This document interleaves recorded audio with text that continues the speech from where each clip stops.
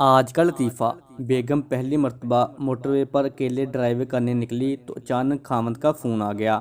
خاوند نے پریشان لہجے میں دریافت کیا، بیگم کہاں ہو تم اس وقت؟ بیگم موٹر وے پر ڈرائیو کر رہی ہوں۔ خاوند نے بدستور پریشان ہوتے ہوئے کہا، بیگم ذرا دیکھ بھال کر گاڑی چلانا۔ ٹی وی پر خبر آ رہی ہے کہ کوئی بیوقوف یک طرفہ موٹر وے پر ٹریفک کی مخالف سمت میں گاڑی چلا رہا ہے۔ بیگم چلاتی ہوئی بولی، ارے کوئی ایک بیوقوف، یہ کمبخت تو سینکڑوں کی تعداد میں آ رہے ہیں۔ آج کا لطیفہ۔ ڈاکٹر پاگل سے تم پاگل کیسے ہوئے؟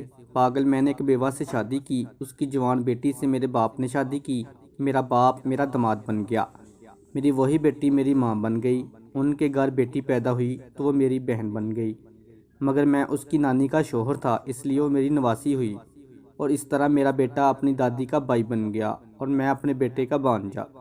ڈاکٹر، چل اٹھ جا کھوتے دیا پترا، مینوں بھی پاگل کرنا ہے۔